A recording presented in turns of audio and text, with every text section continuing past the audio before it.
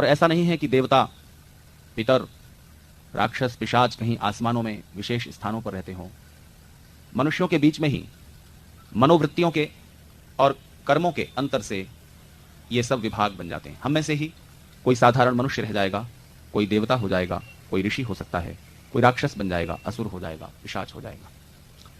मनुष्य वो है जो जहां तक हो सके अपने सब कामों को यह सोचकर करता है कि इससे दूसरे को तकलीफ न पहुंच जाए।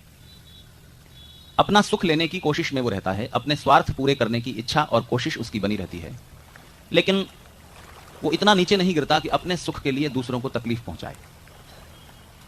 दूसरों को सुख पहुंचाने की उसकी इच्छा होती है, लेकिन दूसरों को सुख पहुंचाता है उतना ही जितने से अपना ज्यादा नुकसान ना हो।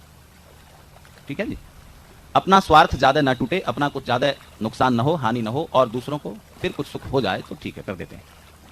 जैसे अगर हम 1000 रुपए कमाते हैं तो चलो 1 रुपया आर्य समाज को दे देते हैं, या 10 रुपए दे देते हैं, 100 रुपए दे देते हैं, बहुत ज्यादा नुकसान नहीं, थोड़ा। तो अपना नुकसान न करते हुए कुछ दूसरों के सुख के लिए, समाज की भलाई के लिए कुछ कर देना, और जहां तक हो सके अपने सुख के लिए, अपने स्वार्थ के लिए दूसरों को नुकसान न पहुंचाना, दुख न पहुंचाना, यह एक सामान्य मनुष्य का स्वरूप है। इतनी मननशीलता, इतना विचार, इतनी समझ जिसमें है, वो मनुष्य है। देवता कौन है? तो देव की परिभाषा ऋषियों ने की है। आचार्य यास्क उसका निर्वचन करते हैं, देवो दानाद्वा दीपनाद्वा द्योतनाद्वा द्युस्थानो भवतीति वा। जो भी देव है उसमें ये 3-4 में से कोई एक क्वालिटी, कोई एक लक्षण मिलेगा। वो दूसरों को कुछ दे रहा होगा, दूसरों को कुछ सुख बांट रहा होगा, और अगर उसके लिए उसे अपनी हानि भी उठानी पड़े, कुछ अपनी क्षति भी उठानी पड़े, कुछ नुकसान भी झेलना पड़े, तकलीफ भी उठानी पड़े, तो उसके लिए भी वो सहज तैयार है।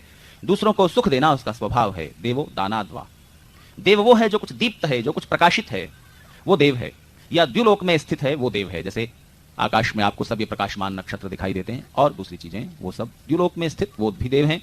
जिनमें कुछ भी प्रकाश है, कुछ भी डिविनिटी है, कुछ भी दिव्यता है, वो देव हैं।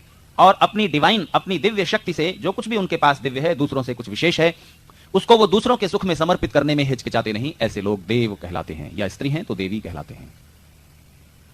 ऋषि कौन है? ऋषि वो है जो साक्षात कृतधर्मा है। मनुष्य जीवन में आकर जो सबसे बड़े लक्ष्य हैं, सबसे बड़े जो लक्ष्य हैं वो कुछ ही हैं।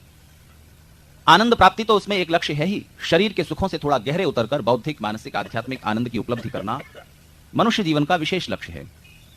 तो बौद्धिक, मानसिक सुख प्राप्ति की दिशा में सबसे बड़ी जरूरत होती है कि पता लगे कि सत्य क्या है, जीवन के गहरे सत्य क्या हैं। उनकी खोज में जो लग जाते हैं और सत्य का साक्षात कर लेते हैं, और सत्य का, गहरी सच्चाइयों का साक्षात करके, प्रत्यक्ष करके, फिर उनको सरल और उपयोगी बनाकर जो जनता तक पहुंचाने के कार्य में लग जाते हैं, वो ऋषि हैं।